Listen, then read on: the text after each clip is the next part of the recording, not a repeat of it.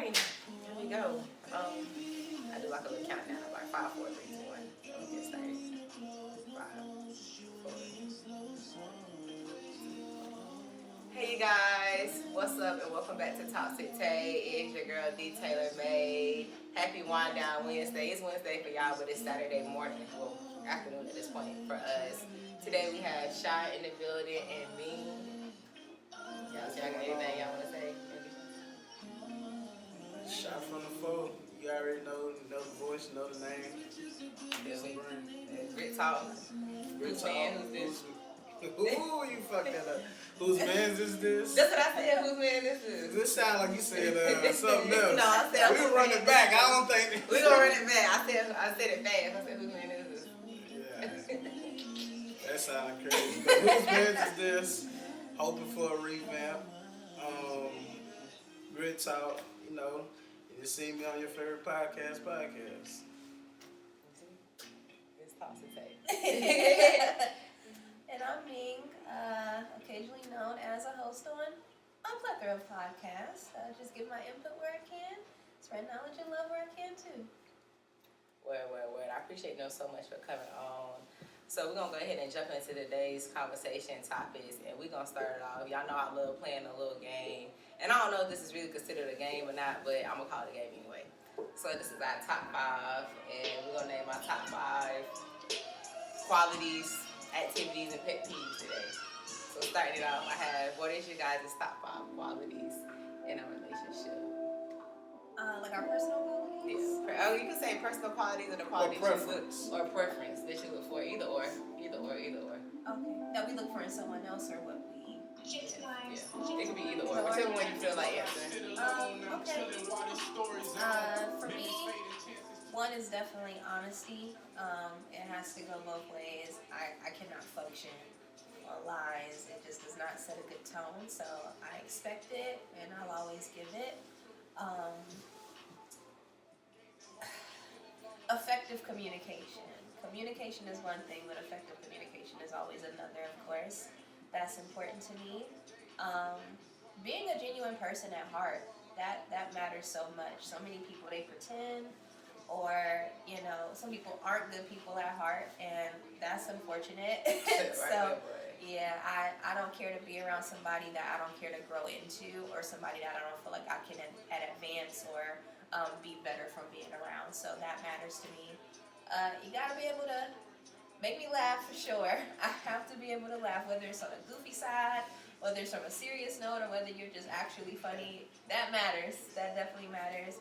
And then quality time. Quality time matters. I've changed states so much. So no matter how you can give it, I think it's just important to give it, whether it just be via connected once a week via FaceTime or text, or being able to see someone in person. So I think those are my 5. That's hard. You funny, so I can see why you were like, that's funny. Thank you.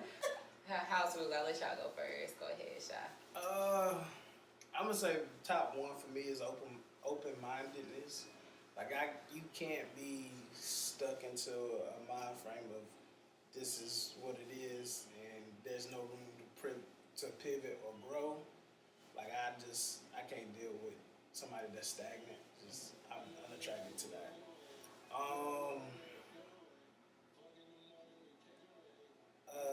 Communication is I feel like that's a cliche.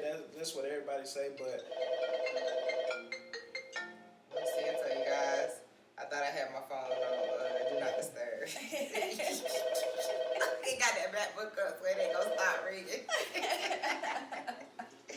Let's see it. Run it back. from the top. Yeah, you got it ready back. Okay. It's fine. So for me, open-mindedness is my number 1. If you're not really open-minded or you're stagnant, I'm just not attracted to you. 2 would be communication, but not in the necessarily. I mean, I guess the in-depth version of communication, being able to communicate what you mean, what you feel, and what the issue is. Like I hate when gonna say women because I've only dated women. Yeah, so. I hate women too. Stop saying that. But I hate when I gotta play the guess game of what emotion you going through, or if you upset about something. Don't ask me what you. Well, guess what I'm mad at. Yeah, I don't know. It's a plethora of things that you could be mad at. I just tell me what it is so we can have an open dialogue about it. Mm-hmm. 3. I feel like I only got 2 for real. That's cool. That's cool. Yeah, I feel Five like the max. You know, don't Yeah. go anything over 5. I mean, obviously, outside of just, like, energy is big. Like, you gotta be able to have fun. Like, life is serious enough. Like, I need somebody that is a true partner. Like, we kind of on the same wavelength as far as, like, how life goes. If I explain the situation, you already know how to react. I don't have to tell you how to react. Like, you know that you pick up on the energy. So, I got 3. You got 3. That's cool. May I take one of his? If that's You good. I want to steal one of yours, but I forgot. Y'all can pick it back off each other. Y'all can pick it back off each other. Oh, I'm with it. A traveler. Traveler. Oh my gosh. I don't care to just sit in one place all the time. You gotta be worldly. You gotta be willing to explore. You gotta be able to be willing to adapt to different cultures or learn about the world around you. Because I feel like the more you build in your own life, or if you're with someone and you have kids with them in the future, those kids have to learn those things too. You don't want them out here just not knowing about the world around them. So definitely a worldly person, a traveler. So yeah. I'm gonna say risk taker too. Risk taker. I like Yeah, it. I like it. Yeah. Like, it's cool to be, like, comfortable. Yeah. But how do you adapt to being uncomfortable? Like, life is gonna be full of that no matter which way you go. If you play it safe, still gonna be things that force you to be uncomfortable. And if you take risks, you know how to adapt to being uncomfortable. And in her words, it'll make you more worldly. Like, you know what I'm saying? For sure, I feel that. I'm gonna go off the deep end with this, and I said it like the last 2 episodes. Y'all know I really ain't ever been in a serious relationship, so I'm gonna stick to the whole subject of me, and I'm gonna say my top 5 qualities, more so for myself, because I'm still learning what my top 5 qualities in a relationship would be. I would think probably is that I'm willing. I think that, I'm a very willing person in the sense of, like, I'm not afraid to, like, try and do things. I'll be open to, like, traveling and learning somebody else's world outside of mine. Second, I would say my vibe. Definitely, I think that because I am myself, like, that's like my bread and butter when it comes to getting to know people and whatnot, and what I think would make me good for being in a relationship. I would say I'm a go-getter, and I feel like just being in a relationship, or if you have to want to be with somebody, like, you just have to have that mentality of wanting to be able to do things for yourself, or at least do things for them to make it work. And then I thought I had 5 by myself, now I think I only got 3. I think I'm just, I'm willing. Well, I can't go the 4th one, adaptable. I'm an adaptable person. Like, I think I kind of go with the flow and whatnot. I don't really know consistency, and I think that's a little bit of my problem. But I'm very, like, adaptable to things. So I would say that's my top 5 qualities. Yeah, y'all see I'm born. That's probably why I got a man, because I'm still learning myself. But that's important. I found my accountable. Accountable. That might be number 1, actually. Accountable. Like, I need you to be able to. Nobody's perfect. I don't expect you to be, but if you.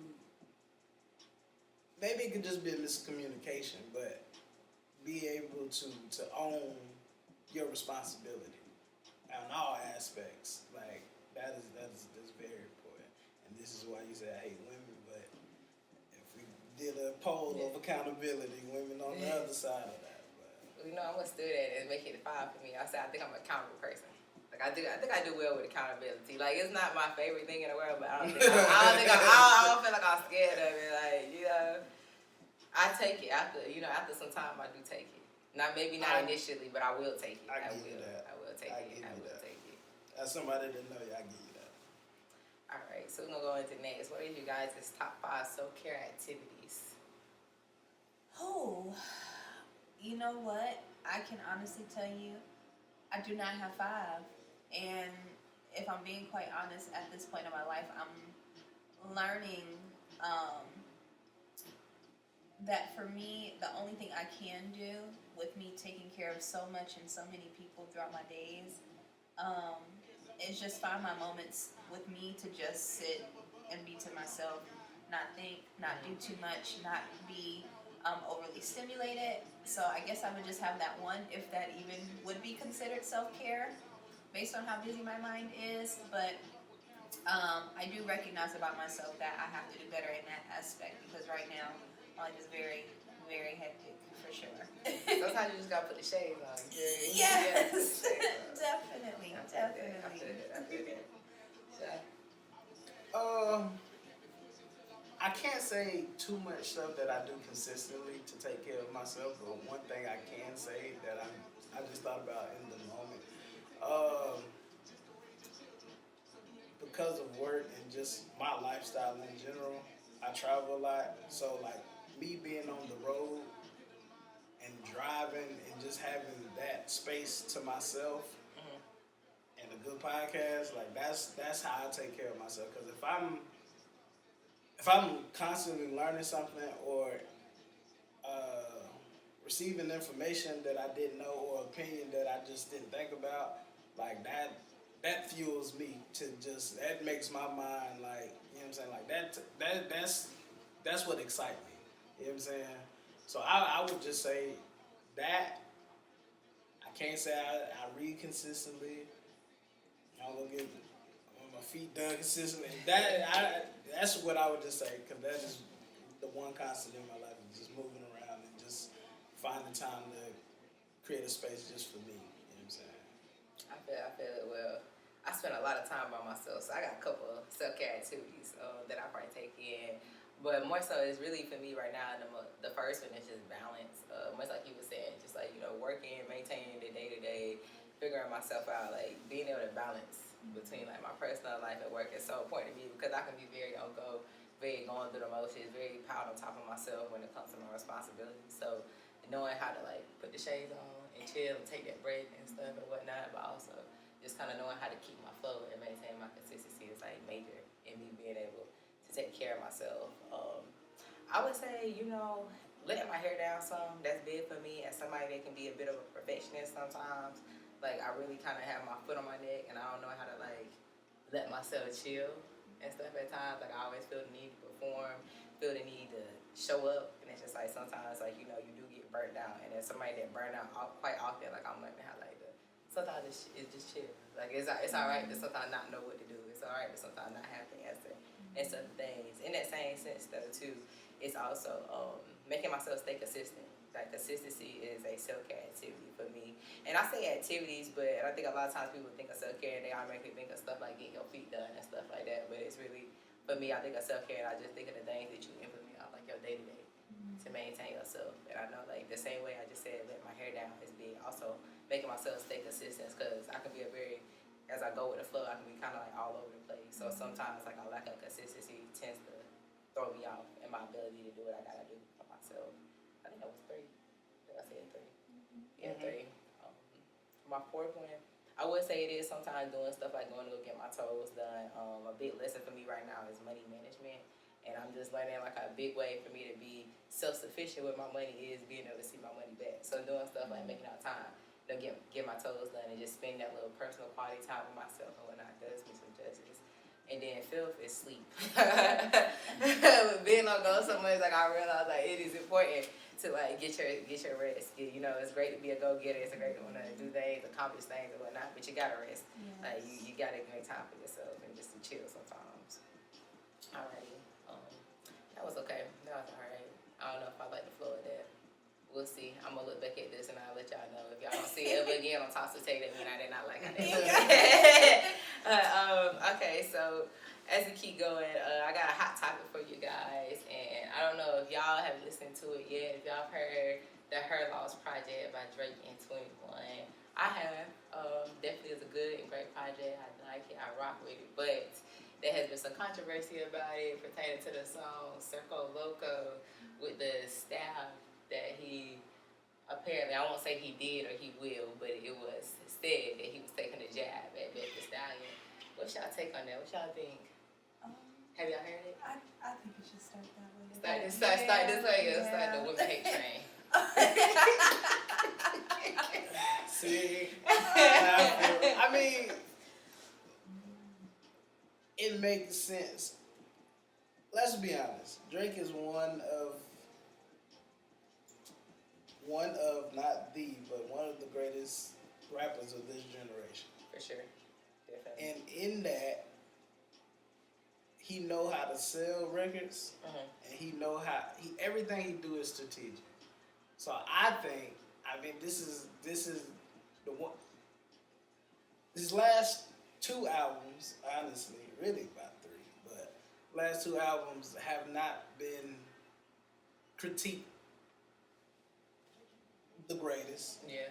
So I think like the nigga is petty. Like I think he just make a list of who said what. Oh, you did this, and it's just written down. It's a notebook. It's a petty notebook that Drake got. And I think this was just. I think originally it was just a creative way to talk about BBS because we all know that's his type. That's who he goes for. He love the strippers. He love that. He actually the girl on the album cover is a stripper in Houston. That picture don't do it justice, but I think it's a hard album cover. It was lazy. I fuck with it. I feel like it was fitted for the title too. Yeah, I knew when I heard her loss, I was like, oh, he gonna be in this bag. Yeah, you know, I love some toxic shit. Yeah, so, but I think, if I'm being honest, her response to it was, I just feel like, get out your feelings. Like, we still don't know what happened. Yeah. I mean, at this point, it's just like 2-3 years at this point. Like, all right. If we don't know what happened, is it fair to continue to say she's lying then? But he didn't say that. That's why lyrics matter. He didn't say that. Yeah. If you can allude and create conversation behind some bars that draw attention, you did your job as a rapper. Yeah, I was gonna piggyback what you said. I feel like that was Drake just being in that Drake bag. Like I truthfully feel like he did not make it with ill intent. I don't think he made it say like I'm here like specifically trying to take a jab at Megan. Do I think that he was oblivious to the impact and the response he could have got? No, but I think that's Drake. That's his money. Like I don't think it would be Drake without him saying or having some type of bullshit in the mix, like he was saying. And people speculate all the time. Like, they gonna have their own rap genius and deep dive on everything. So that was a way to do that. Even the line that followed where he was like, she got a degree or whatever. Yeah. But I don't feel like he was talking about her again. I just feel like this whole album shows that he's in a different class. And he talking about some rich shit we don't know nothing about. And what women do when they're around niggas that they don't know what the fuck going on, they laugh. Like, that is a line that was like, I know what you're doing now. Still get the joke, that's what I'm saying. That's what I'm saying. Like, I think people just over exaggerate. Now, the shit that he blatantly said, that was the shit that I expect the response back. The line about Serena husband. Yeah, that was direct. I was like, now why you put that but see, I don't even. I think that's some shit we don't know about. Like, as far as the specific thing that he bringing about, and I think his response was kind of like, oh, okay, that was some pygmy shit. Whatever. Yeah. The shit with Kanye, he was like, I'm not piecing up with my ops or whatever. I did shit with Jay Prince. 100% I thought that was what that shit was about from the jump. Yeah. So it was like, I saw something there about he took a shot at Drum, but I've yet to it's a chorus. I don't know, but it stems from he said something about the hotline bling in the Drum song. Something. I don't know, but that's why I said the petty notebook. The petty note. Yeah, that's how I think that Drake is just a petty artist. I don't feel like he did it ill intentfully, but do I think that he was unaware to the response that he would get? Hell no. I think he knew exactly what it was, but even more so, I think that's why he put it in there. Exactly. I think because he knew he didn't mean no ill by it. It's just like, that's y'all running narrative. Like, y'all literally go and make us, and he talk about that in the album. Like, they just run off the narrative of things that, the song Purpose Rappers. Like, They just running off of narratives and things that they don't 100% fully know and or get. Give a little input. Yeah, sure. I think it was a lack of courtesy in it altogether. If we're talking about, and again, yeah, Meg is a new age rapper, but one I will say, Drake has never had to use somebody's name for controversy. Drake is gonna sell regardless. Yeah. And then once the buzz gets going and everybody like, okay, like this is hot, this is better than especially with the way the last two albums went for sure. Once people were saying that this album was hot, he didn't need to add her name to anything. Do I understand as like a rapper, the line itself, beautifully written, like for sure. But as far as the day and age that we're in, where we have a lot of men personally who go to bat and go beyond when it comes to so many rappers who have been shot and everything that's going on, I think it was just really, it was not done with the most respect or the most courtesy to make that kind of bat towards a woman who's constantly having to fight for herself every day throughout this situation. And it does nothing but continue to spew the hate that she deals with of people constantly saying she's lying while she's battling this case. So I don't think it was tastefully done under any type of circumstance. And I don't think it was something that Drake necessarily had to do. And I don't necessarily think she's being sensitive about it either. It's the principle of the fact. You watch men go to bat behind each other every single day, and as a woman, she's constantly standing on her own. And a lot of men have never liked that. Yeah. That's why we had a long period of Nicki constantly coming out saying she's being called a bitch whenever she has to defend herself. Yeah. Men don't like when women defend themselves. For sure, definitely. Yeah, and it's unfortunate. So I just think when you pull out that double-edged sword, it's really not fair on her part that she's even having to deal with this. And I don't think it's something that Drake necessarily had to do. I'm not saying the line was bad. It wasn't. It was good from a rapping standpoint. But from a personal standpoint, Drake also grew up in a time where you courteously call artists and you go, hey, just letting you know, your name is in this is what's going on, how do you feel about it? And clearly none of that happened, because if it did, she wouldn't have came out the way she did about it. But that's just my opinion. Well, if we go just off Drake alone, just him, every album, single, there's multiple lines about people that we never know, or those people know who he's talking about. It's damn near 85% of his catalog is him dissing niggas. And I also feel like Drake ain't scared to name drop either. Exactly. So I just feel like while again, like you saying, like I do think it was a little piss poor in the wordplay, and it was a little emotionally insensitive to it. At the same time, I do think that we have to acknowledge the layer of just social media do take things and run with it. Absolutely. And I think, we real big on like the cancel culture and stuff right now. And for me, I think I want to stand on the line of like the fake outrage. Because I don't think that people are necessarily really outraged or upset that, off of what he said. I think they're just trying to nitpick and find something to be upset with. Because again, there's the assumption, but there's no direct notice that there was no real name on it. There's just the assumption that this is meant for Megan. It was meant for Megan. I'm gonna make the Stallion stand. I know I love the Stallions, but I do think more so with this situation too. It has also been a lot in the mix with it, and nobody knows 100% what's going on. So I think like a lot of people are piggybacking off of, like we just need something to talk about. We need something to be trending and stuff. But right now, and then getting off into Drake's petty bag. Like I think he kind of knew that, making it, because ain't no telling when he wrote and made this song. Again, so.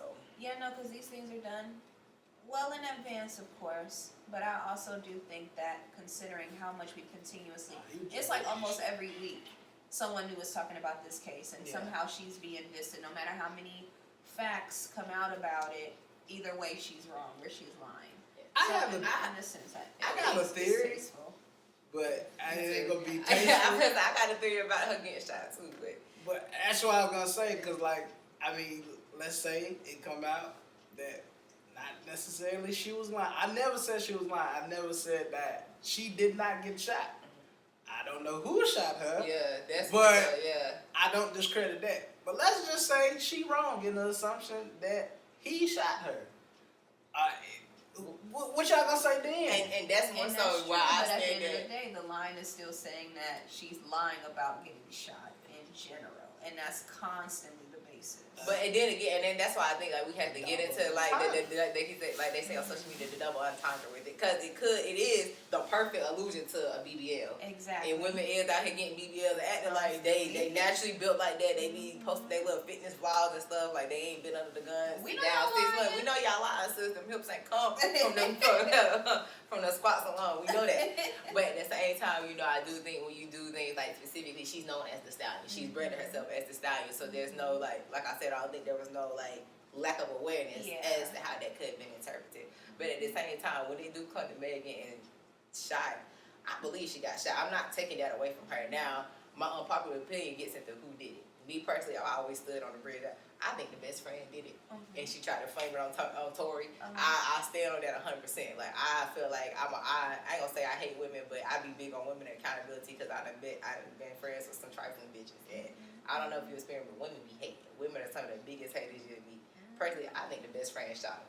I think the best friend shot it and tried to put it off on Tori, or like maybe there was like the best friend pulled the gun out because everybody was drunk. There was so many hands involved. We haven't never 100% really got the story, but we ain't gotta go down into that. We ain't gotta get down into that. You said there was a video. It has to be. It was just happened in Calabasas. Everybody's rich and has home security. Somebody got a video. Somebody got a video. I don't think it happened on a street like that though. If you look at the video from the helicopters, it didn't happen on a street where. Well, that was later. That was later on. They got pulled over, like in the metropolitan area later on. That's when they was going to the hospital. That wasn't with the scene of the crime. Got it. Okay. So, no, this happened with the Jenna state. Like, I'm leaving it because I don't know if you know, but the best friend also dropped a diss track. Oh yeah. On Meg too, and then listening to that diss track, it's really giving me like it was a cat fight that escalated. That's what it is. I think it was a cat fight that escalated. Everybody was drunk and messed up, and we ain't got to keep going into it. But yeah, I have an opinion that's gonna come up on another one of your topics, kind of on that situation. So okay, you gonna save it? Yeah. Alrighty. So while we on the topic of lyricism and whatnot, we talking about lyrics right now and the meaning and impact that they can have on culture, society, and just how people view and interpret things. Unfortunately, this past week we lost one of the greatest Migos. Takeoff, may he rest in peace. But there's been a lot of conversation going on surrounding rappers and their lyrics and how it's impacting us. How do you guys feel about that? What y'all think about lyricism when it comes to its impact on society, when it comes to its impact on culture and things that we accept and deem as being cool, being alright?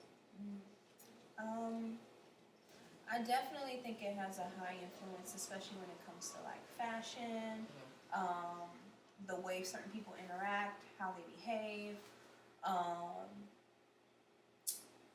But I also say you don't always have to be a product of what you've experienced.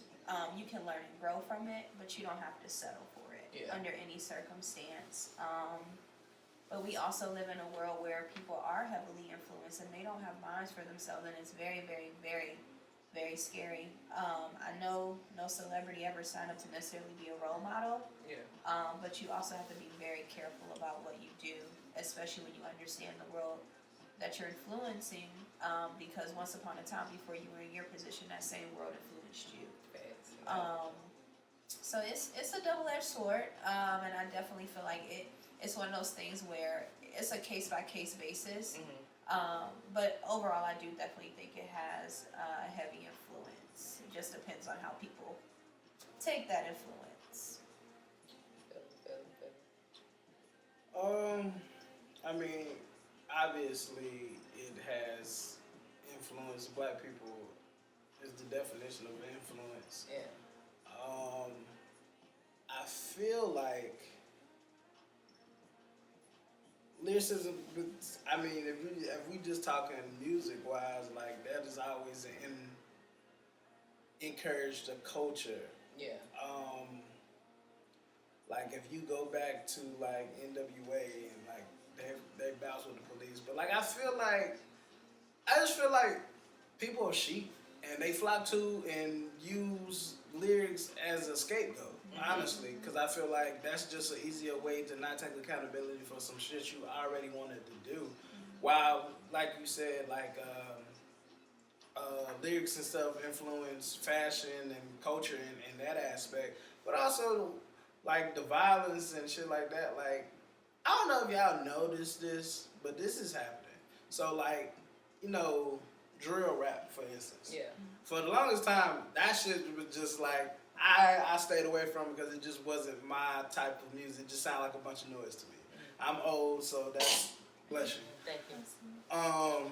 But then like when I start understanding it a little more, like oh, that's somebody's story, and Yeah. that's a lot of times these drill rappers are standing on bless you. Thank you.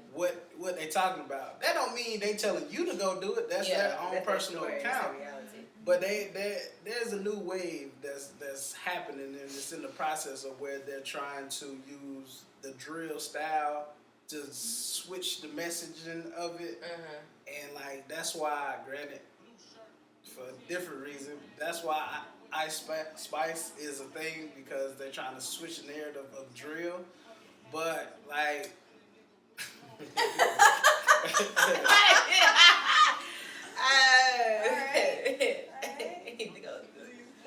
But I'm not a fan of that song like that, for real, honestly speaking. fuck I'm lyrics. not, you know. But I mean, just you know what I'm saying. But like, I do feel like they impact them, but you can't hold nobody to that. You know what I'm saying? Like that's like really that's like saying the same thing as rappers using their own accounts and them you being able to use that shit in court. Like you can't stand for one or the other. Like it's, you know what I'm saying? Like you gotta pick a side. For sure. For sure. I feel what both of you guys are saying, because I'm big on lyricism. Like I'm a lyricist. Like I rock with music basically strictly off the muscle of I feel like it tell a story. So I don't feel like, you know, we should rob or limit people in their abilities to tell their story, which is why I think, you know, when it comes to lyrics and what we're talking about, I think it has more to do not so much with what people are saying, but more so the support behind it. Because like you were saying, like people are sitting here sharing their stories that other people can identify with. And I think when it comes to rappers getting killed, more so, you know, off of things like gun violence and whatnot, I think a lot of times it has more to do with envy and jealousy and hate than it actually has to do with the lyrics and what it's pushing out into society. Because it ain't nothing but stories that we hear, which is why music is such a connector and whatnot, because everybody can relate to it. You can hear a song, you're like, damn, I feel that. You know, you get your feelings hurt, you put on your favorite Heartbreak album or whatnot. You trying to get in the mood to go make you some money, you gonna put on, you know, your favorite hustling album or whatnot. So I don't think it's so much like the lyrics within itself, but I think it's more so embedded in us as a community what we choose to support. And I think it has a lot to do with like black people, and we kind of do have that like crabs in a barrel mentality. We get taught, or we feel like it's only one of us that can make it. So when one person does get in that position, that's why they get so much pressure to be a role model. That's why now they have to practice so much more consciousness, which is, you know, it's great and good in the sense of like, you know, you should use that space to increase awareness. But at the same time, like, I think if we made it more inclusive to where, like, you know, we didn't treat it like it's such an anomaly. We didn't treat support like, you know, it was so hard to come by. Like, it was just one opportunity. I think we would see a lot of the narrative switch and change. When we see, like, a lot of people out here living and going through the exact same things and whatnot. And we just had, like, I guess that more so that supportive platform and whatnot. I don't think that the lyrics would so much become an issue, if that makes sense. And now that you just said that, me and one of my best friends, we just had a conversation about this the other day. A lot of people they pick and choose what they want. You'll listen to what Kodak say, but you somehow you didn't retain nothing that J. Cole said. You know what I'm saying? That's one. And two, we're living in a world nowadays where a lot of people they're just hearing lyrics, but they've never actually lived that life. Like what Shai said. Yeah, a lot of people will be like, we've had this kind of music going on for years, Run DMC, XYZ, yada, yada, yada. But these people are actually living these lives that they were talking about. They weren't just picking up on what's popular. So along with understanding that they've actually lived this lives, it comes with a certain mindset too. You talk about it, but you also know how to avoid it. You know how to stay out of certain scenarios, and you, in a sense, also teach people how to grow from that. That's not what's happening anymore at all. A lot of people are just crabs in a barrel, or flocking like sheep, and they don't really fully understand the dangers of what they're getting themselves into. And if I'm being quite honest, I think who said that this past week too? I think it was Meek Mill where he was like, I don't want nobody around me who carrying guns, and that's a real fact. Yeah, that's a fact. When you grow up around that environment, that's not something you necessarily want. You don't learn run to it. You you learn to protect yourself, and then you learn to keep people around you who are smart. And if I'm being quite honest, especially in a lot of places I grew up, if you don't shoot and kill me dead, just know that I'm gonna remember that. Yeah. If I'm not dead, I'm coming back for you. So it better be a one shot to kill. Yeah, and a lot of people do not know that anymore at all. Either I'm coming for you or my family coming for you. And a lot of people nowadays, they forget that some families have really lived these lives and they out here playing around. And those kind of lives are not what you play around with. This stuff is serious. It's really not for trans, it's not for social media, which is a great point that I think you're making. Is when we get into when we really look at it, kind of at the bulk of what we're saying, what we're talking about is social media and just that influence and impact that it's having on people want to live lives that they're not really living, that it's not really about. And I think when we look at all of us under the age of 30, but we still up that age, we're never mature, we live even and stuff like. So how do you guys think that like social media, this pressure of image and stuff, cause that's really what a lot of this has to do with, just like the image, what that is look like. How do y'all think that's shaping and influencing being a young adult right now? This is kind of on subject, but not at the same time. It's alright, this talk to take with it all. Y'all just, both of y'all use the term crabs in the barrel, right? Mm-hmm. Where'd that come from?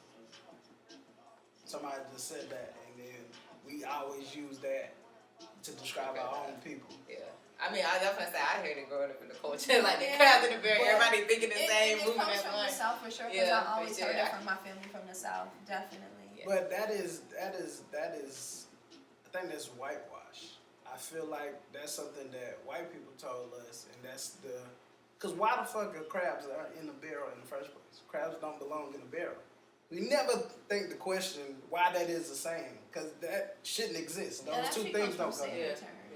It That's what I'm does. saying, For but sure, why, for sure. but why are they in the barrel? That's what Crabs we not put supposed to be in the barrel. They're not supposed to be in the barrel. I saw a yeah. post that said something alluding to that, just about the crabs in the barrel mentality, about how And we only say that, we literally only say that in our culture. I've never heard white people use that term. Really? I've never heard it. Not one time. But and it's so crazy because I like that point that you made, because even getting into like the conversation we were just having about lyricism and impact on the community, like white people have the exact same thing. It's called middle rock. Heavy rock. Like they literally have and go through the same thing. The only difference though is like, they're here and they do stuff like you get a school shooter. Yeah. We here and we get stuff Or they like slice damn, themselves. no homicide. Yeah. But but that's why I said there's a personal accountability, because that is a genre of music. But we would also say country is white people music. We would say that there's black people that are in country, but country is just literally talking about their day to Not if you day. know your history for real. Yeah. Just saying. Not if you know your history for real. But what I'm saying is like that music would still have impact. Yeah. And in country, it's 9 times out of 10 there is some country that's violent, but 9 times out of 10 it's not. So why can't that same influence be from a different genre? Because if you ask somebody, oh, what you listen to? Oh, I listen to a little bit of everything. That's what everybody say, and it's not true. Like you don't listen to everything. Nah. I used to say that, but I realized I don't listen to anything. Like I tried to be a person that listen to everything, was open to all that. But like, for example, right now, or rock music, I can't. That's not my life. I cannot identify with nothing that they saying. But see, but but then you go to lyrics. You go to lyrics. Music is instrumentation too. Mm-hmm. So take the lyrics out of it, and if you listen to the instruments in it and the ability for them to play those instruments, you can listen to it. You get what I'm saying? Yeah, no, for sure. That's still music. So I mean, I don't know. I don't know. You throw But- some polka, I can't listen. I don't care. That's still, but it's, I mean, it's gonna make you don't bop know though. yodel in my ear, none of that. It's gonna make you bop though, and that's what music's supposed. Music is a way to make you feel. Yeah, for sure. So, but to go back to your topic about the social media, can you repeat the question back. It's like, how does social media and image and influencing being a young adult in these day and age, as we just talking about? I just made everybody fucking sheep. This is what it is. Everybody want to be like everybody. Yeah, like I mean, there's no. no originality in anything. And everybody swears they're trying to be them too. It's a lot of that. And I don't know why this is on the top of my head, but I don't know why this is a thing. So, was it Galleria or Gallery Department? The brand? What the fuck is that? All of a sudden I woke up and that shit was just a popular brand. A shirt is like $600. When the fuck was it? It's nothing special. I need to work I for think the they one. became popular after Kanye started like making clothing and stuff because it's just that simplistic, clean look. I don't know why it started costing as much as it did. But that I have no particular idea what brand, y'all I talking literally. about. I have no idea what y'all But it's been talking around for years. Yeah, years. Is it? I don't know Yeah, that, to be yeah. fair. I've seen it for at least 4 or 5. And it literally just a t-shirt or a hat It with, just says Gallery DEPT. yep, Yeah. and that's it. And this shit is, It's like everything is just aesthetic nowadays, which is why I think this kind of goes great into like the next topic for discussion is just You gender. can tell I love supporting Oh. black businesses. I do. I do. However, I'm not gonna go and buy something Yeah. just because it's black owned if it doesn't fit what I prefer. Yeah. $300. $300 for that.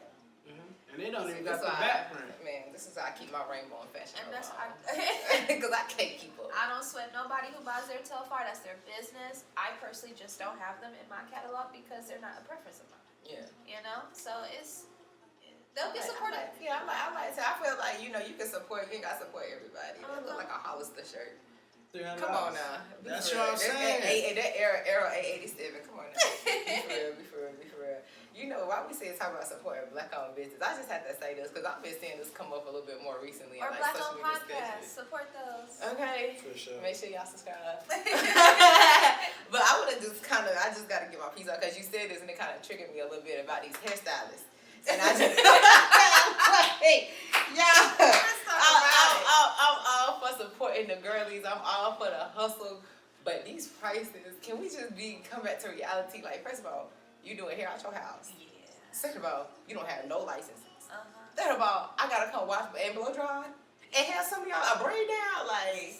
But I gotta still pay you $250, $300 for you to put my hair in, and it's only gonna last 2 weeks. Like, the girls just need to go back to the drawing board. Y'all done lost y'all GD mind. I'm like, y'all okay? Like, I really need us to bring back the good kitchen stitches. Like, And I'm never nobody to tell somebody what their price should be or how much they should charge. But there is something that comes with that called charging your worth. no, You know what I'm saying? You have to know your worth and charge your worth. And just because your worth is your personality doesn't mean it carries over into what you're charging people for. Okay. So you gotta remember that. You gotta remember that at all times. And then providing half-ass services, absolutely no customer service. Hey boo, like girl, I'm gonna beat you. Like, you about to cancel my appointment the day of. Yeah. I just, I need a full experience if I'm paying you that full price for sure. Yeah, the whole experience. Definitely. So I agree with you. Like you Yeah, just said that. Y'all don't need no treatment I'm trying to products. tell you. Y'all act scary when it come to trims. I'm And trying to tell you. Haircut's getting up there too. I pay $45 for a cut. Sheesh. I don't feel bad for y'all. We go in the Cut used to We be- go back. Look. But now they actually gotta do more shit. Like, I gotta put hair in, take hair out, wash. We don't get none of that shit. They just taking shit off. This is shit I already had. $250 You know what I'm saying? is for your natural Hair, your natural hair. You said what? $250 is for a your natural hairstyle. If I want to hair. get a blowout and get a trim, I'm paying her $250. Yes.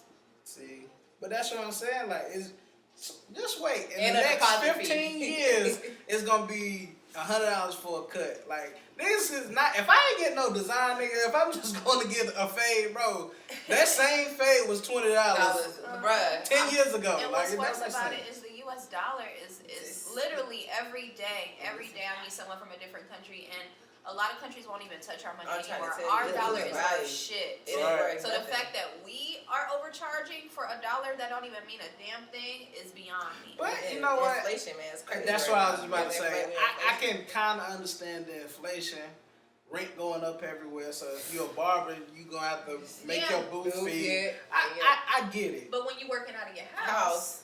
what am I Still, paying for? they rent going But up okay, every but year. see, this Absolutely. gets into the conversation though. It was a point made on social media about a lot of these stylists are using their prices to fund the lifestyle that they're trying to live because Yes. they living above their means. And I really think that gets back into the point we were just discussing about Yep. social media and its influence and people trying to keep up with their aesthetic. They are not trying to live within their means or in their reality. And a lot of times that's why we got the problems and issues right now.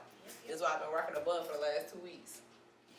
But I mean, that could be positive too, on the sense of like certain shit you didn't know was possible based off social media and influence. Prime example, like the reason why I personally travel so much and just get up and go because my parents didn't, or they were now they kind of do, but they were afraid to. They was more stagnant. Mhm. So to go out of that, any opportunity, I'm gone, right? But yeah, no, I feel that.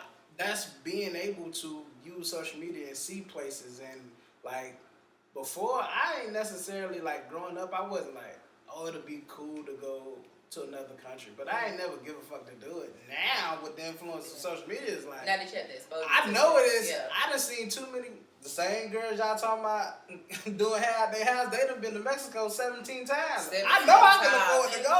17 You feel me? times, Like, you know boy, what I'm they saying? took a trip all around the world, good girl. But that's what I'm saying. Like, so where there's a negative, there's a positive as well. You know what I'm saying? For sure. Definitely not knocking that. I think it's a two-way street to both things, but they still overpriced, still overcharged. I'm not down off the hill. I would want to go to the Maldives this year. I don't even know what the fucking Maldives I was. never heard of Maldives. I'm like, It's Asia. Asian. But I would have never known. I don't know what it looked like. You know what I'm saying? But I want to go to Ibiza now, just because I've heard of Ibiza coming out. Like, okay, let me that's put that out there. Eastern. That's gonna run you some money though, for sure. But that also becomes part of the problem with social media. You found that out from social media, but there's so much Google work you should do before you travel to places like Oh, that. absolutely. You know, and a lot of people don't I use feel it, Google yeah. anymore. You know, somebody mentioned Ask Jeeves to me the other day. I was like, what is Ask Jeeves? I forgot about that. You know, and these things go out of business because they're not used. And if we continuously allow social media to be our only source of knowledge, we are going to miss and lose so much. We're losing substance. You lose, but you also gain. Because sometimes you won't know certain things exist without You the gain person. knowledge of I mean, you what still have to do things your own are. research. For sure. But But you lose your knowledge of, you may gain your knowledge of where things are or how things are, where things are, but you do lose your knowledge of how things are. Yeah, for sure. You know, it's no different than the fact that when you look at it, I think history books are updated, every 15, 20 years? yeah, it's not. It's not good. That's not good at all. But who's history? I mean, And it's and there you changing go. every day. And there you go. Like I said, I went to when I transferred to an all-white school, those white kids didn't learn about boycotts until the 10th grade. Yeah. We were learning that in 3rd grade. I can say. And they couldn't tell the difference between Coretta Scott King and Rosa Parks. All right, when it comes to, let's be honest. When it comes to like civil rights activists and shit, you know what people did based on their name, but face-wise, you don't be really knowing. Yeah. No, Be that's honest what I'm with you. speaking of. You don't. Yeah. You know, That's it's what I'm like speaking of. women and niggas that's in the NFL. Niggas wear a helmet. You don't know you'll hear that name and know the name and the likeness, but you won't know who that person is. Like, same with Black History. Like, I can honestly say I probably didn't see, and this was obviously when she was younger, but I don't think I seen Coretta Scott King until I was in like 5th grade. You know what I'm saying? And when she died, what she looked like, I have no idea. You know what I'm saying? Like, I don't know. I mean, it's a lot about knowing names. I can't even say knowing face, but knowing names. Because, I mean, even diving a little bit off of history, like when we get into just like social media trends and whatnot, it's a lot of artists. Like, I hear their music and stuff all the time, but then I finally see them and see who they are. I'm like, this is who sing them. That's a Prime good song. Never example, would have known. Pink Sweats. I just knew that was just a nigga that probably looked like Bryson Tiller or something. Then I actually seen him like, this nigga look like me. He's a such a shot. That's how I felt about Just like Sampa too. Sample. You know who he is? Sample. Yeah. Yeah. He did the real features. Yeah, for sure. Fire artist for sure. That's like Lil Nas X. Like when I first heard Old Town Road, bro. Oh God, I did not think like it was was gonna be a Lil Nas X behind that song, and then like my homeboys was playing it one time. I was He's a like, marketing genius. I said, no, he is. Nobody talks about, like, I think personally his music is not for me. I can't speak for nobody else. But I think the way that he's able to stay relevant without putting out any music and literally use social media, I don't think he's gay. I'm gonna be honest with you. I don't think he's gay. I think that was, at the time when he blew up, that was the most trendiest thing, and you could do. Yeah, I think he just weird and trying to During figure quarantine? himself. No, Old Town Road was out. that was like right before. He That was said right he before. was gay during quarantine. But no, he He was gay. That's like though, like working with his career and like everybody Yeah. like Lil Yeah. Nas, like the like platform. Yeah, he he was doing plateaued. it. He dropped that. That's project. because first it was like LGB, I and think he then when they would've started been adding better. letters, he was like, alright, they got a lot of rights over here. You know what I'm saying? And I really feel like he's just great at marketing and using social media to stay relevant and keep money coming in, because like for a prime example, he shitted on the BET Awards. It's the only award we have for us. And we just like, all right, cool. Like, no, that's just not okay. You know what I'm saying? And that kind of get into what we was just saying earlier, like Because he pick want to and still choose. win awards. Bro, the music wasn't there. It's just what it is. But then again, they get into a conversation about people pick and choose. What matters and what doesn't matter. And I think that's a great point you bring up to him about, like, I mean, maybe we shouldn't say he's not gay because we don't know the man personally. We don't know his sexuality for real. But perception-wise, I don't think. I ain't seen him with I no don't think niggas. anybody would choose to go through what, just like no white person would necessarily choose to be black. You know what I'm saying? they would never choose to be black. I used to say that. Because I do believe, like, that's why I know, like, you're born liking who you like. I don't feel like, to a certain extent, it's not a choice. I feel like there is, in his case, I'm just going to just single out that one scenario. In his case, I feel like he just riding clout, bro. I mean, granted, it's not my business what he do in the bedroom. For sure, but for sure. I definitely just feel like, It's a plot thing. because really what he did was the same way he tricked us all into like loving him, like cheering for him being in country. The nigga made one country song, was like, oh no, I'm a pop He's artist. a whole pop artist. That's what I'm saying. So like, I feel like, But if was I got Old a Town one Road time, not also pop? It was like a mix of both, right? I mean, It was like a. I think country it just. pop. It I mean, he went put over Billy the Ray country. Cyrus on a remix. Like it was definitely. that He was was definitely that going was trying country. to get into that. Yeah. And he got all the support from the blacks, and then he was like, all right, nah, I don't really want to do this I shit. loved it though, cause a lot country people get so lost in the fact that country is ours. I know. It is ours. It is And ours. I loved it because it's like a lot of people lose that thought and that sight. And when Beyonce was on the the Country Music Awards, the CMAs, she got so much hate for that. Cause they don't She want us. They don't like us in their spaces. Yeah, she Right. done played country all her life, and she done made plenty of. But that's what country rap songs. is. And that's rap and country are synonymous because it's talking about a lifestyle And that's that they live and they everyday struggle. Like, And that's I like country. We personally. embrace their people. Eminem. I would do a country fade. Eminem was embraced by the black We community, don't but he was shit. embraced by the black Fuck community. him. We invite Eminem. Jack We invited Harlow. Robin Thicke. Like Robin Thicke, going back to Robin people Thicke. that we did Vic. Robin Thicke.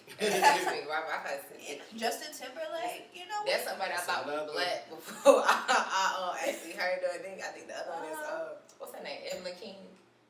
Is she sing? What's the song? Dang, What's his it's name? like- One of my favorites. what's that song that Evelyn sing? Y'all Mac let Ayres. Y'all let Justin Bieber in.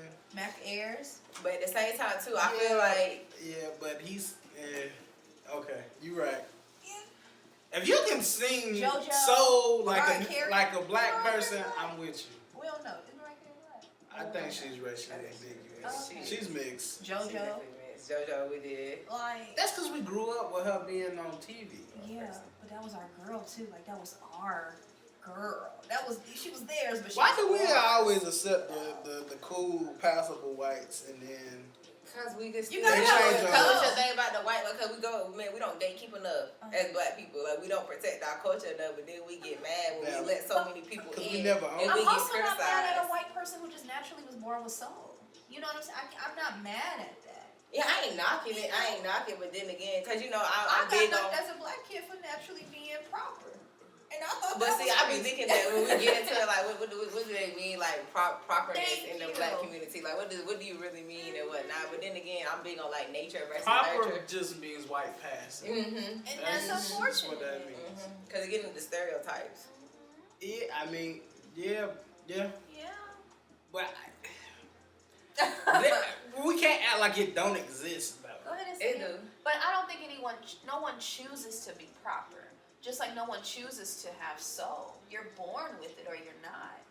I mean, but I kind of also that But same you're- girl. I feel like you can kind of learn how to become proper. Cause me personally, Yes. like, when I went to college, like the way I evolved and learned how to code switch, and I learned That's different what you're tactics doing. Yeah. of That's what separation. you're doing. It's not being proper, because what is proper? Proper, yeah. If America is based off a combination of different cultures, then Yeah. what is proper? It was such a melting pot. Yeah, English is not American. Yeah. You know what I'm saying? Also, code switching has been separated from being proper. Mhm. And that's unfortunate. Nah, because most When I've spoke like this since I was born.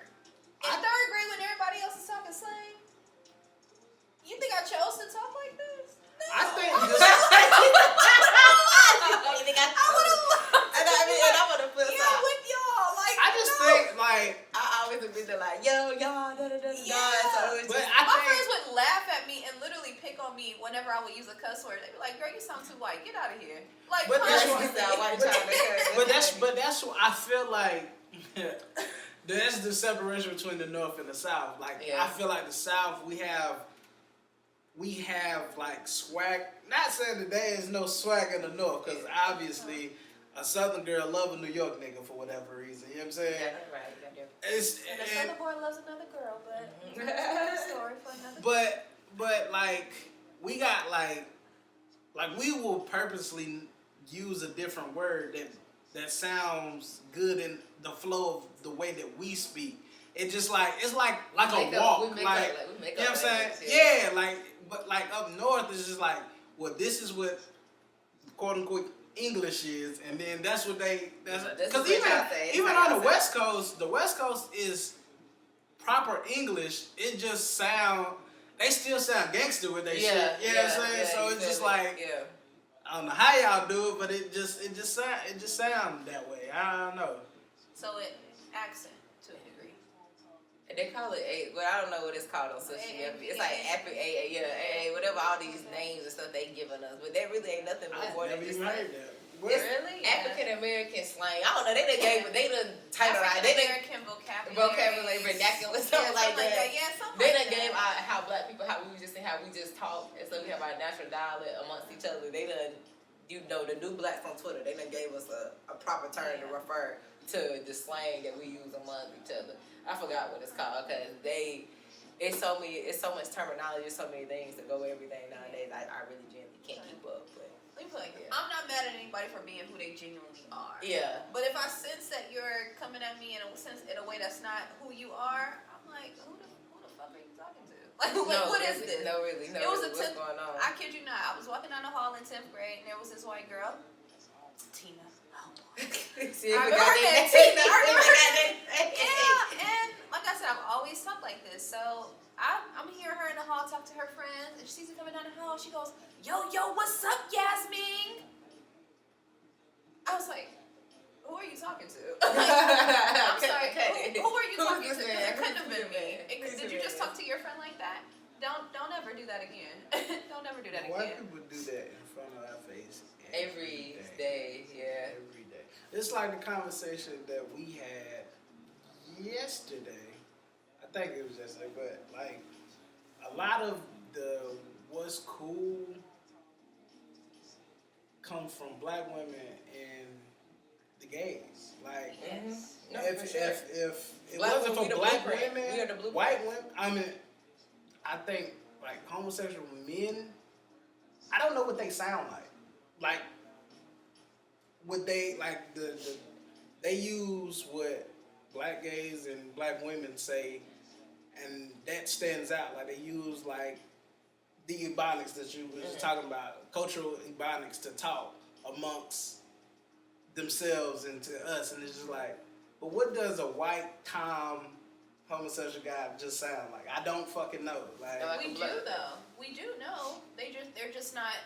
I don't want to use the word flamboyant, but I want to know where the voice comes from, but that's a conversation for another day. It's I think it comes cultural. from like the concept of like, I guess maybe gender and sexuality, and if you're choosing to embrace a certain sexuality, there are certain, I guess. Well, how do they correlate though? Like, how do you having a sexual preference? Because you actually have the voice. You have the voice of something that you're not attracted to. You get what I'm saying? Like, it makes no sense. I mean, it's kind of like to me, I respect everybody. I respect all pronouns. I'm gonna go ahead and say that, like, Toss and Teddy, we respect the platform. Absolutely. But moreover, I will say I do have questions to like concepts like transgender. Like, I believe if the concept or the saying or the notion behind sexuality is that, or gender, that there is no constraint, like you don't have to subscribe to certain norms, then why, if you feel as if, you are born, quote unquote, a man, or you want to be a woman, why do you feel the need to like change yourself? Like, to me, it's like a slick contradiction. It's a slick contradiction That to makes the sense to movement. me. Because if you want to be a woman presenting, then you would change the voice. But if you are a male attracted to another male, why are y'all changing your voice? It makes no sense. I don't know shit about shit, but it doesn't make sense to me. And I don't know. I cannot speak for other people's opinions and thoughts. I'm just saying it may also be the difference between, like, there's femmes, there's studs, there's dykes. There's a difference. Don't say that word. And it's still. I'm sorry. Where I'm from, a lot of people still butch. Yeah. Okay, Male, I'm sorry. male I'm presenting sorry. is the safest way to The go. male presenting. Okay, yeah, because My I don't want to apologies. get. I'm sorry. We Where ain't say I the was, F word. where I grew up, I never liked that. dyke was more so related to black women, and butch was more so related to white women. That's- So I apologize for anyone that I may offend. I know now. But it may be just the difference of that, to where you may be under the specific gender naturally, but there's different types of it that you're attracted to. And that kind of gets into our next topic of discussion: how is gender shaping identity? Like, how do you guys think that's like influencing the day to day? Whether it's just kind of like with Meg and stuff, her being not only a black person but more specifically a black woman, and the things that she's facing. Like with Drake, like him being a black man in the position that he's He ain't black. A mixed man. Go right ahead, girl. You good. As soon as you jump back in, we'll be here talking. Come help me out. I'm kidding, you don't have to. I Well, knew maybe you this was should. coming. Y'all just so cute. Oh, cute. I knew that was coming. I seen you look around. But I mean, we can proceed. Yeah, we can proceed. I mean, we can talk about this. Go ahead, get into the conversation of gender, and then when she come back, she can jump in. I'm not sure I understand the question completely before I answer. So, yes. Elaborate on that. Yes. I got you. So I'm asking, like, how do you think gender is influencing identity? So currently, just how you feel like as a man, you have to care about more of your day to day when it comes to the pressures you feel to be yourself, evolve, accept yourself, heal, choose a path for yourself. How do you think being in the lens of a male, living as I a feel male, like- and how you think that's okay. shaping your life? Or maybe I won't say gender influencing identity, but gender influences your life and your life choices. I feel like, I still don't know if I'm asking it the best way. you said words that connected to my brain to where I feel like I can answer certain shit but I feel like, I will feel like that I will say there are certain pressures. I guess before you let me rephrase. I guess I should say, how does gender impact identity? Like, how does you being a black male impact your day to day? Like, you're a black person. We both share the identity of being black, but me and my experience as being a black woman versus you as a black male. I mean, it's there. I feel like there's a fear on both sides of just identifying as black. And I feel like, I mean, there's just certain shit that you just gotta always just know as a black man. Like I think I had a conversation with somebody recently where they was like, oh, I left my wallet at the house. You never can leave your wallet at the house as a black man because without no identification, you're a target. Like, that don't make no sense to me to. Just come on back, man. You good. You good. My name, my sister just left out for work. But it doesn't make any sense to not have ID because you know that's just gonna give them another reason to pick you out, single you out, and the potential of things can escalate way further than what they had to. And I just kind of go with what you're asking, but like I feel like as a as a black man, you get pressures for one just being a man, pressures being black, and pressured by black women to be a certain level of black man as well. And that's not always like the case. Like I mean, like I feel like I'm not expecting women to be great at everything. Like if I only exclusively date black women. Yeah. But I'm not holding her to she gotta be the best cook. Like that don't be the case. That don't correlate. You know what I'm saying? There's maybe some shit you didn't learn. Or I don't assume that she can clean the house the greatest. I don't assume that shit. So don't put that same type of pressure on me. Oh well, I need to be able to fix something.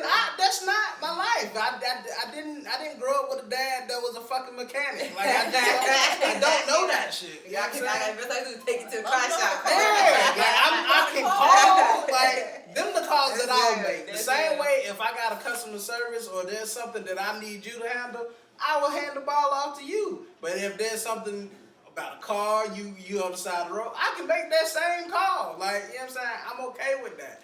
But it is a thing. I feel that what's his name? Tiana Iman.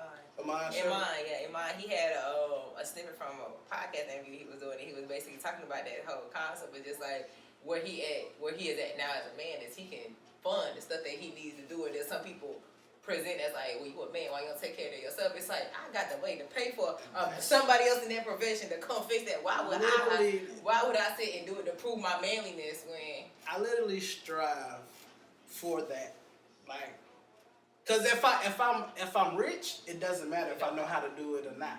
If I'm not, then I should just go. I should know that shit, and that's not how that works. I just came off a job where we literally we had to use a bunch of tools to unhook hoses and pipes and stuff. Mm-hmm. And I remember having a conversation with my mans from Pittsburgh. It was like, bro, I ain't gonna lie. The first day we came on the job, I'm not doing none of this shit. So I feel like a man now because I'm out here wearing boots, hard hats, using tools and shit like that. And he was just like, bro, I ain't gonna lie, like this shit do make you feel like a man, but that's who put that stereotype on us to be like, oh, that's what a man is? It's not though. I think the word should be changed. Not a man, but a new extension of the man that you were. Yeah. Or a greater man. Maybe something like that. I think sometimes we have the power to change the stigmas that are on us because sometimes we put them on ourselves. For sure. No, definitely. Do we really have the power to change it? Because I feel what like has really changed? I would say personally, this to kind of go a little bit more off of the top. Is I think like men, y'all get a lot of fluidity in being able to adjust and fix y'all. I feel like identity or scope as a man versus women. Like I feel like a woman. Give me an example. Like I'll give you real simple, just like beauty standards. Simple beauty standards. I feel like, a man, regardless of how he look, like if he got a little money behind himself or whatnot, he's gonna fulfill, I guess, that status quo of what a man should be or how desirable he should be for a relationship or having more. Whereas I feel like with women, you ain't gotta take into context of a relationship. We just be anything that you apply yourself to as a woman. Like your looks, your beauty, like that is always gonna be that stamp of how you're able to succeed or how successful you'll be as a woman. But that goes into my point of off-mic conversation where I said, never in the history of men is men there for the woman's money. per se, because for that exact example, if she doesn't look a certain way, who gives a fuck? Like it's just what it is. Mary Like, J. Blige husband might say something different because that man gets some great alimony. Okay. but that wasn't. Eating out my cousin's back, but that was not fair. But granted, I don't know if he did something wrong. I'll be honest with you. Only because you gotta look at. You don't hear that music she made. He did something wrong. He did. But you got got the wrong. He did something wrong. but you gotta look at it like this. Not if the judge is ruling in favor of him getting alimony. But then Because when have the judge? I think it has when does something the to court do system with ever rule in favor of a woman though? Aside from Every parenting, divorce aside from said parenting. anybody. Ooh, not true. I don't know. Not I don't true. think the court system is Not ways in true. favor of the Are woman. you crazy? When it Outside of comes to- motherhood, outside of kids. I was gonna outside say of kids outside and a of kids. divorce because not more times than none, who has to fund the divorce? The men. Every time. But then again, that either gets into the conversation that we're having now about just like beauty standards and whatnot, why men tend to go after women. A lot of times, it is justifiable that a woman get more money than a man, because 9 times out of 10, the man married a woman that really wasn't doing nothing for him but being a trophy wife, a good-looking piece. And then 10, when you get into why people getting divorces and what's going wrong and whatnot, they start realizing, they got somebody, she didn't have something, she didn't have that. She ain't had nothing but a back to lay on, and now you mad as hell because that image you done married, the image that you chose to be with, she's not fulfilling to you. So now she got to get her cut. Yeah. You literally, she just fulfilling what you wanted her for. And a Or- lot of You- women yeah, who don't ask for nothing don't get enough credit either. Or I'm about to Not stop. enough credit. We get shit Okay, on. listen. We get pissed off. Like Joy. who? Her baby daddies are Bow Wow and Future. Both of them have publicly came out and said that she don't ask them for a damn thing. I also see. Who else could be Future baby mama and not asking for a Man, job? I be just like Jada Waiter. Just like Jada Waiter. I swear to God. All that money, man. But also, you can. I say men put a lot of stock in money. Like Yes. that's what we're taught from. A lot of times we grow up in single households, and our mothers push us being a man, being a provider, and getting money. Yeah, so for sure, definitely. we've only grew up with the image of I have X amount of dollars, I can do whatever I want because nothing is free in this world. Once You know what I'm saying? once I Act broke, the fool. that's why they literally. I agree with that. But also that comes with, you just said, oh, because she was only good for laying on her back, da da da da da. But also what come with this money? What come with this money? I was saying here's the point. No. I was saying when men sometimes go after women, we was talking about just like beauty norms. It's like a lot of these men is going for a trophy wife. But if I can, I have made a certain amount of money that affords my lifestyle. Within this certain lifestyle, I become more cultured. I become more aware of other things, and those things you may not. We can literally grow apart. That is a real thing. Like I don't believe like. Took me forever to come around to the whole idea of marriage because of the sense of there's no return in investment. Like you can be with somebody 5 months in a marriage, you can be with somebody for 50 years. At some point, it can all end, and what do you get back? Nothing. That's why it's like, they talk about what is marriage. Like, is it a partnership or is it That shit is a a business? concept. That's the It's a thing. business It's a It should business be- concept that you're going into. It should be both. And I think also that's part of the problem as to why people are so miserable in their divorce is because business was never a part of the marriage. To be honest, it may have been like the mindset, but it was never the discussion. It was never what was built per se. I think most of these women who are I won't even say most. I believe it's some Yeah. who ask for a large sum of money in a divorce. They don't have anything to show for that marriage. Yep. You know what I'm Yep. saying? And if I'm whether it be me or it be my spouse, whichever one of us has whatever means, there should be no reason why I have an issue helping you build your life too. Exactly. Especially if you have kids out of it, because at the end of the day, I feel we it. I both feel it. have to be able to leave them with something. You know what I'm saying? And who was I ever to be a spouse to you to begin with? if you felt like you left with this with nothing.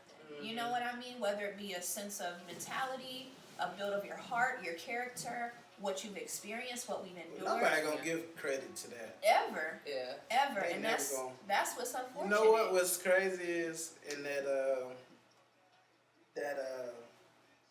T-shirt, that SZA video. I told you that snippet that's at the end of it. She literally say she's still fucking her ex because he validates her.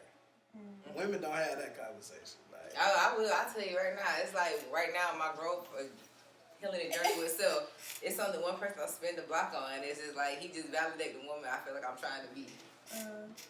there's I never want enough to be. credit to.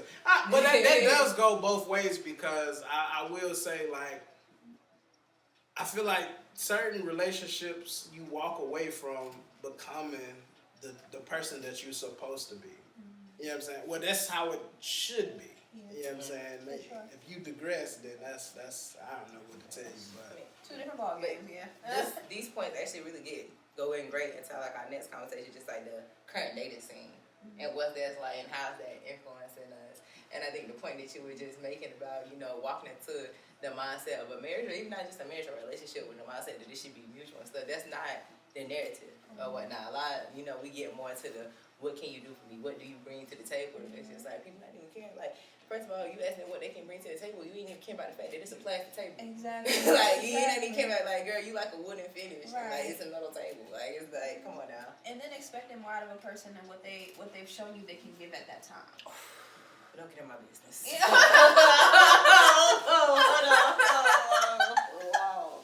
Whoa. Too deep. You got deep. You got ooh. dating is If I meet a man with 10 pairs of shoes and he's out here busting his ass every day to build the life that he wants, I'm not expecting that man to go out and buy me no Louis Vuitton bag for fucking Christmas. Are you out of your damn mind? But then at that same time, I think, with me more so looking at it from that perspective, but just like, why I do think, like, I'm just now, I done came a long way. Shout out to this, I done came a long way in my dating life, and the men I chose to go out there. And a lot of times, like, I was like I'm gonna like him for his potential. I'm gonna like his for potential and stuff, but potential ain't shit. They don't go nowhere. So, just on a personal tip, just going off what you said, is like, I am currently walking that line of just like, okay, like, what can they do versus what they should do? Like, when is it a thing of like, you should be expecting points of consideration and stuff, what you're able to do, but versus what you can do just to show that you're considerate and stuff. And it's like, okay, yeah, you can't go get me no Birkin bag. You might not be able to pay all my bills and stuff, but you can come over here and you cook dinner one day. Right. You can save up, you can do this and do that and stuff. Exactly. I got a question for both of y'all, honestly. And y'all, I know the answer to it. What are y'all? But in your dating history, do you feel like? Oh, you left because he talking about shoes. Is that what this is? I'm just glad.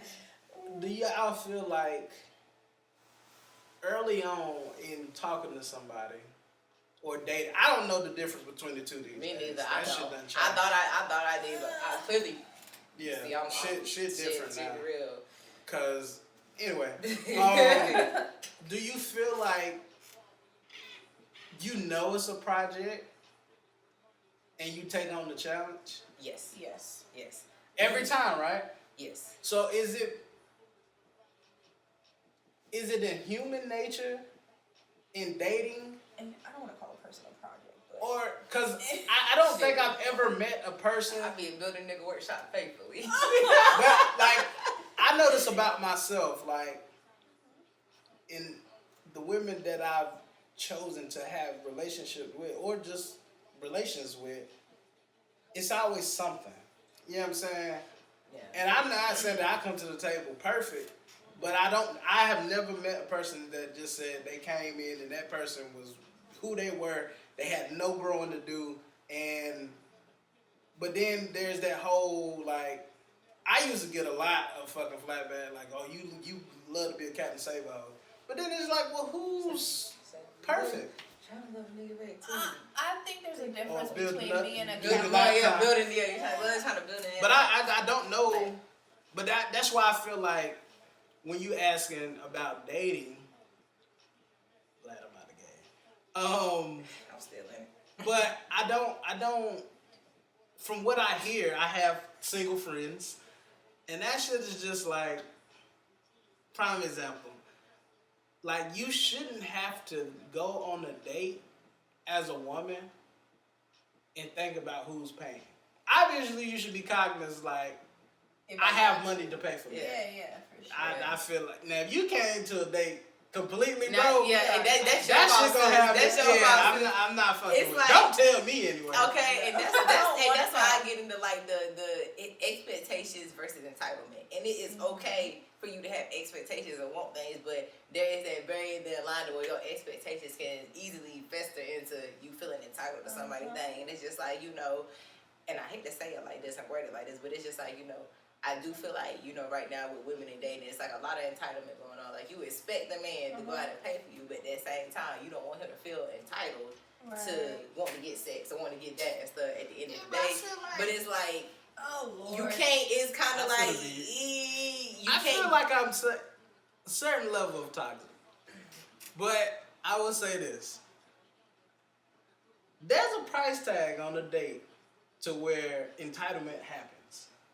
Yeah. Yes. Because Even as a I- woman, I- I can I say think- even as a woman. I think it's dumb to be like, well, whoever asks who out should be the person paying. That's dumb. Like, again, that is the status quo as the man. Like, don't act, even if you say, hey, we're gonna go out on a date, get your money up and then go on that date. Cool. But I will say this, and I've never been a woman that ever do it per se. It's never been my Tread case. lightly. I get.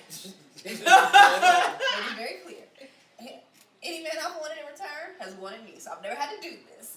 But if I were to ask a man on a date, in my head, yes, I would come prepared to pay. Yeah. But I also appreciate the fact that it's him who does it, and I know at the end of the day, it definitely should be him.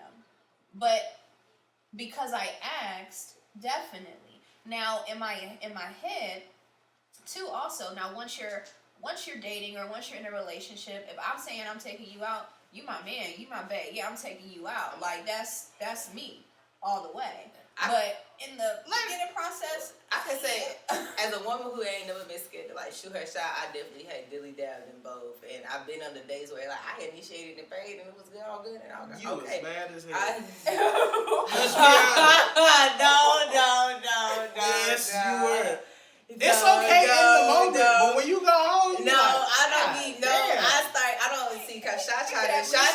I'm not even saying you like- specifically. What I'm saying is, they could have even something as to a take, man, though. okay, we will go on a date. Cool. Whatever that date entails, I will fund it. I still go home and look at my bank account. Like, Yeah, I what the mean, fuck? no. I'm not knocking that, but I'm saying like he's not losing cool points. Right, If I'm right. like, yeah, let me take you out, let me do this, Yeah. and I gotta pay because it has also been instances where I'm like, yeah, let's go out and do this, and he done pay for what we're doing, or times where he done asked me out and went ahead and paid. Now I will say, the one time that this ever happened to me, a man asked me on a date and then looked at me like, I gotta tell you the story. This happened back when I was in high school. We went on a date and. Long story short, we get the bill right. The waitress, like I wait part time, so anytime couples come in, I automatically assume it's together. Or I see a man, I automatically assume it's together, and I get a man the bill. Him, I think he was trying to flex to me. She came back, she just gave him the bill. He just handed her the card and paid for it. He didn't even look at nothing. I felt like he was trying to flex. So we sitting there. She done gave us back the bill and stuff. We talking. I'm like, okay, my hair, okay, you done paid for it. You look at the bill. She come back by. She's like, y'all need anything? He was like, yeah, we just waiting on her bill. And he was like, he was like, I was looking. She was like, I just put it all together. I thought y'all was together. When I tell y'all, he flipped his shit in the store. He was like, no, you need to go back and take that off and stuff like that. When I say I was so embarrassed, like, y'all, I gave the waitress $20 for my food. I gave her $20 for a tip because in that, so I don't never go nowhere without having my own bread. But like, after that, like, I just had to say that because girl, but I don't think there's nothing wrong with like paying or so and initiate the payment. But also, too, I don't know, like in that same breath, I do think there is layers of entitlement. Like if I do feel like as a woman though, if I'm gonna open my wallet on you, like clearly, like I'm hoping that it's gonna go somewhere. Is that what y'all? Because I can tell you for men, it's different. But that is y'all end goal if y'all go okay, let me say it out. So if we go out, I ask you on the date, we go get some food. Okay. Alright. But if you start ordering shit that you wouldn't order on your own, but you're doing that on my dime, Yeah, nah. you can have that, right? Cool. So let's say we go eat. You done ran up. I spent $200 evenly across this meal. Fast. Then we go get drinks. Yeah. Now that's still $130 to $150. All right, now the entitlement starts. Come in. Like, what are you doing? Right. If I spend $400 on a date, gas ain't cheap now. Fast. then yeah, I'm gonna want something in return. And for men, typically it's sex. Yeah. So what is y'all end goal? I mean, what sex has ever been that great that you feel like it compensates for $400 plus damn dollars? That one night? I mean, I don't even think it's about the matter of the greatness or something like that. It's just like that. That's why it's I don't like, get it. I would say, I don't know. Because in my head, I keep thinking about all the hard work I done put in to even get that $400. Yeah, and that's also why I'm thinking about like how hard I done work for my money. Like I'm doing this off the strength that I rock with you and love you. So I'm hoping we can be invested in each other. I feel like And I mean, just like if you're in a relationship, understandable. Yeah, it's a concept thing for men because I think right now too, especially this day and age, the concept of tricking and finessing men and you going out with him because you trying to get this and get that and not being genuine with the intent and whatnot. I think that's why I like the entitlement. Well, just because I don't know if you genuine, I don't know if you trying to be a city girl or a hot girl on me, or like you really coming as a lover girl. You know, for me, what's gonna make me feel better about this 400 is like what they say, I still beat. Yeah. Like, you know, just being able to say that because unfortunately society does have it structured to where it's like sex is it's for men, it's not for us, and we're taught as women like that's the most valuable thing that you can have about yourself. Y'all got 1,000,007 goddamn sex toys and shit. But in the concept of man and woman or like person to person sex and stuff, yeah, we got all these great things and stuff for it. But when it comes to actual acting sex, we not gonna act like sex hasn't been treated as if it's a thing and a reward for the man and not the woman. That's why we got terms like hoe.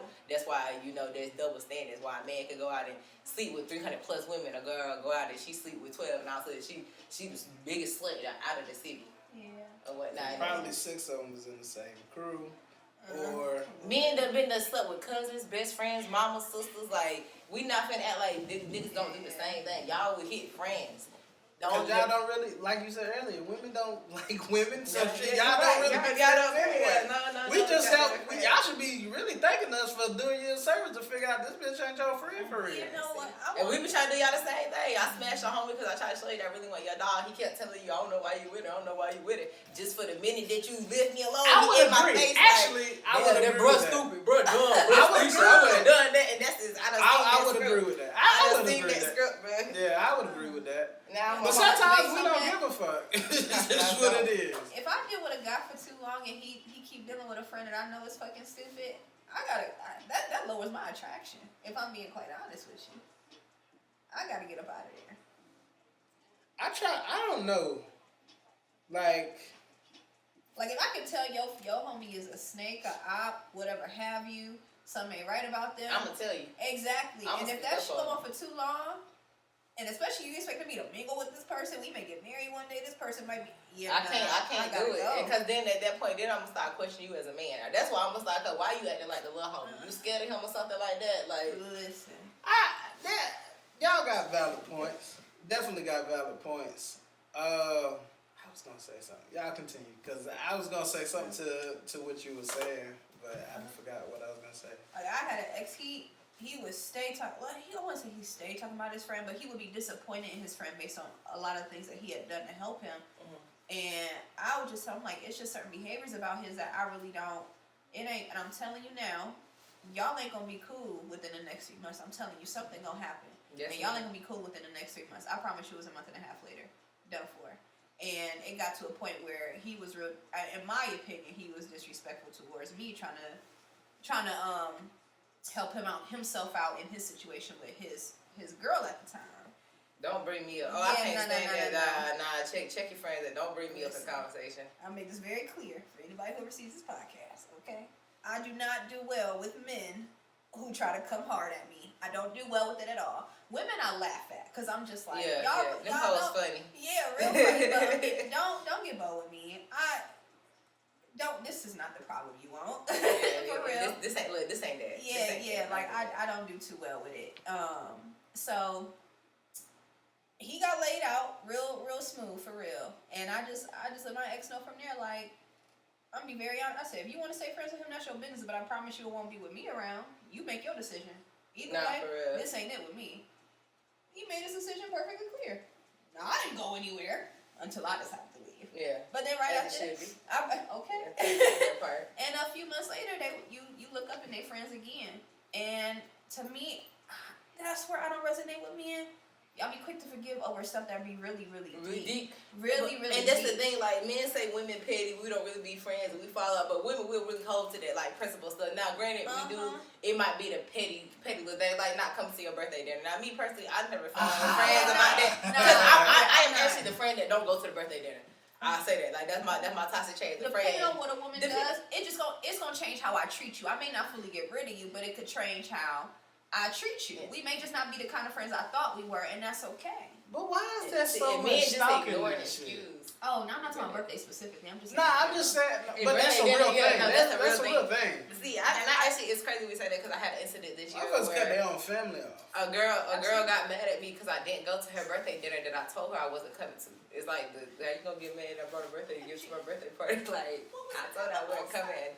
Honestly, I think as women, like, Y'all put too much stock in birthdays. That's what I really feel like women, like y'all, for y'all friends, y'all go above and y'all will go broke to make sure your friend had a good birthday. listen. But then y'all don't really like her.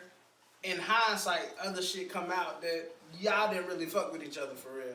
While, like men, we don't put stock into our own goddamn birthday or like into dates like that. Oh, bro, I gotta work that day. Niggas is not making the extra effort to take off for a nigga birthday. Like, bro, I gotta go get this bread. Yeah, but I feel the same way because as a woman, like, I've never been a big on like my birthday. I enjoyed it like it because it's the day I was born.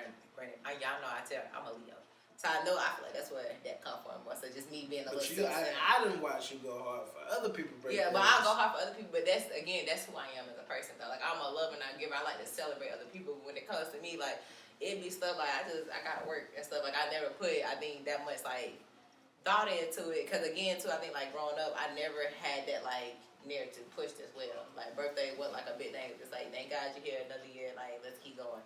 I grew up in like a working household, so I don't think for me personally when it came to birthdays, like, I never really struggled with that. But I will say my female friends was like, I can't tell you why that's a thing, why women go so hard for their birthdays or whatnot. Like, they treat it like it's Valentine's. It's a whole month. It's like, bro, it really, like, I've learned being friends with women is like being in relationships. It is. Like, it's literally like having like little mini girlfriends. And for me, it's just like, you know, and being somebody that's kind of. So y'all use the bathroom together. Is chemically possible for y'all to link. Y'all can together. Yeah.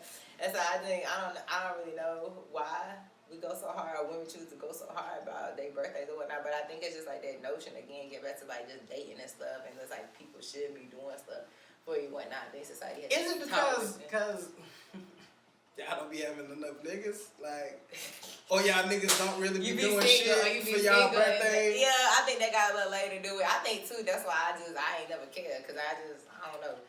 Cause I feel like, I will say, again, if we're going back to the dating thing, like, niggas really, and again, going back to that Drake album, that nigga shitted on a lot of shit that, like, he was saying, oh, he took you to hibachi for your birthday? Like, that's that family shit. Like, that's what I'm saying. That was a good date. Now, that shit gonna be looked at as, oh, that shit ain't cool, you feel me? Like, you know what I'm saying? But I do feel like there's, the bar is so low. I encourage all women, especially women of color, to set the bar higher for these dates. I ain't gonna lie to you. Because it is sad out here. So you feel like we should be taxing men more? Not taxing price-wise, but just get an experience out of the shit. Like, I'm okay if we don't connect on this date, but we had a good experience. Because not for nothing, alright, I might not fuck with you romantically, but you cool. We can hang out together. For sure, Next for sure, time, definitely. you probably gonna pay for your own shit, Yeah. but we can go out and do it Cool. together. And honestly, I think as a woman too, like that's a little bit where my struggle is that sometimes it's like I really be okay with like being cool thing. Like I enjoy the whole like we can go out, we can hang out, we can do those things. I'm working on like the whole like getting the intent behind it, the way it's going somewhere. But I love a good experience. Like I love a great experience. That's what it should be, because anybody that know me and all my females know me, like if we go out, I'm gonna do some shit that either we haven't done or you haven't done. And whether we friends or we talking or whatever, it's gonna be like, alright, let's go do this, and it's gonna be an experience. Like, cause I don't just believe in like doing some shit that I already do or we always do. Like that shit is like, why? Like, I want to stand out, whether we friends or we pursuing a relationship. Like, I want to be the nigga you be like, but shit, I'm going out with him. Like, it's just what it is. Like, I like being that girl too. I don't know. I can't get the romance out of me, man. I ain't gonna let me not get on myself like that.